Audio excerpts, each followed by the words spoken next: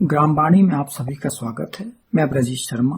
ग्रामवाणी की interview series के हाल विधायक जी में आज हमारे साथ हैं बालाघाट जिले की विधानसभा क्षेत्र क्रमांक 109 लांजी की विधायक एवं पूर्व विधानसभा उपाध्यक्ष हिना कांवरे। उनसे कुछ बातचीत हुई, प्रस्तुत है उनसे हुई बातचीत के कुछ अंश। आपने अपने क्षेत्र में पिछले 5 वर्षों में किस तरह के कार्य कराए हैं? सभी अपने जितने भी निर्माण कार्य हैं, मैक्सिमम रोड, पुल, पुलिया, जो भी जनता ने मांग उन सबको हमने पूरा करवाया है।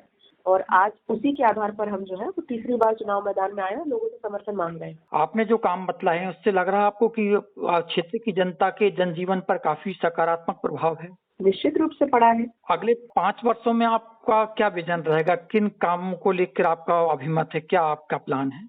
देखिए, मैंने इस 5 साल में भी कोशिश किया था कि नहरों की लाइनिंग, जो हमारे यहाँ खेती में धान होता है और वहाँ पर पानी की आवश्यकता होती है, महाराष्ट्र से भी हमारे यहाँ पानी आता है, तो ऐसे हमारी नहरों की लाइनिंग के लिए मैंने पूरे 5 साल प्रयास किए हैं।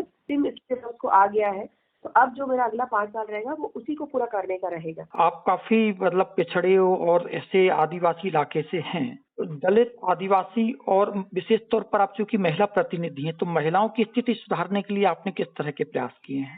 मैंने हमेशा कोशिश की है कि जो भी जनप्रतिनिधि महिलाएं चुनकर आती हैं, उनके माध्यम से बाकी महिलाओं के जो साथ मिलकर काम करने की और सरकार की जितनी योजनाएं चलती हैं, उन सब योजनाओं का क्रियान्वयन सही तरीके से जमीन पर हो जाए और उनको रोजगार, तो वो क्या सोचती है, स्व सहायता समूह के माध्यम से वो क्या करना चाहती है, जब भी उनको आवश्यकता पड़ी तो उन्होंने हमेशा सहर्ष मुझे अपनी समस्या बताई है और मैंने उनका निदान किया है। और मैं बहुत खुश हूँ कि हमारे यहाँ की जो महिलाएं हैं वो बहुत जागरूक है और वो बहुत एक्टिव होकर काम कर रही है। एक सवाल फिर इसी तरह का है कि आप आदिवासी इलाके का प्रतिनिधित्व करती हैं। नेशनल क्राइम रिकॉर्ड ब्यूरो की रिपोर्ट कहती है कि महिलाओं और बच्चियों पर अपराध के मामले में प्रदेश तीसरे नंबर पर है। क्या कहेंगे इस मामले में आप? पूरे ओवरऑल पूरे प्रदेश की रेफरेंस से यदि हम बात करें तो इसमें कोई दो मत नहीं कि आपका जो आंकड़ा है एकदम सही है। फिर भी मैं कहूँगी कि ऐसे बहुत से अपराध हैं जो तो रजिस्टर्ड हो भी नहीं पाते हैं। आप तो उस आंकड़ों की बात कर रहे हो जो रजिस्टर्ड हुए हैं, कई ऐसे अपराध हैं जो रजिस्टर्ड ही नहीं हो पाते हैं। और इसके लिए कानून हमारे बने हुए, उसका इम्प्लीमेंटेशन सही तरीके से करवाना, ये सबसे बड़ी चुनौती रहेगी आने वाले समय में। कोई भी राजनीतिक दल है मैडम, चाहे वो भाजपा हो चाहे कांग्रेस हो, जैसे भी कांग्रेस ने अभी वचन पत्र अपना घोषित किया है, तो नागरिकों को जरूरत से ज्यादा मुफ्त सुविधाएं देने की बात कर रहे हैं। तो आपका व्यक्तिगत अभिमत क्या है? क्या ऐसा उचित है? देखिए, जिस तरीके से महंगाई बढ़ी है, जिस तरीके से बेरोजगारी बढ़ी है, कहीं ना कहीं जो है डायरेक्ट या इनडायरेक्ट हम उनको मदद करने की कोशिश कर रहे हैं। और हमारे जो सरकार है मध्य प्रदेश में, जिस दिन कांग्रेस की सरकार आएगी, उस पहलुओं पर विचार करेगी, क्योंकि ये बात सही है कि हर 5 साल बाद चुनाव हो जाता है। अभी जब चुनाव होगा, हम जिन वादों को लेकर जनता के बीच जाएंगे उनको पूरा करेंगे, तभी तो हम 5 साल बाद उनके सामने सिर उठाकर दोबारा वोट मांगने जाएंगे।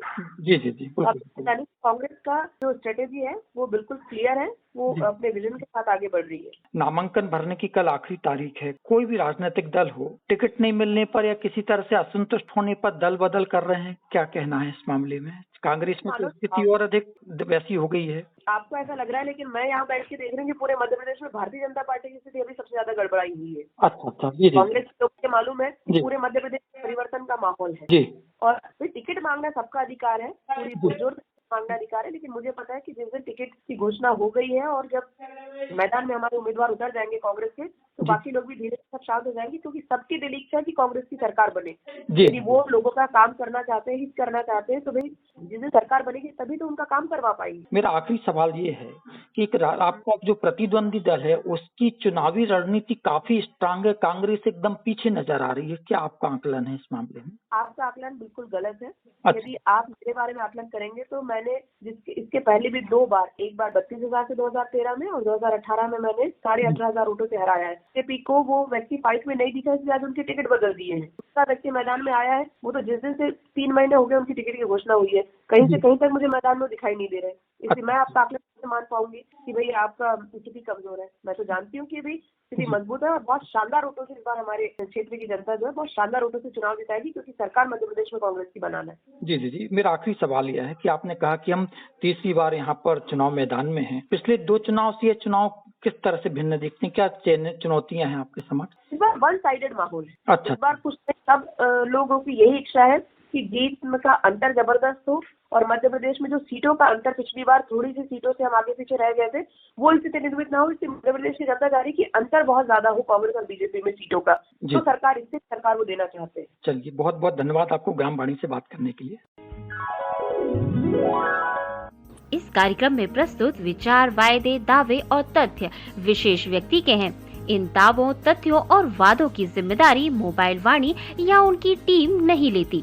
श्रोताओं को सलाह दी जाती है कि निर्णय लेते समय आप अपने विवेक का इस्तेमाल करें।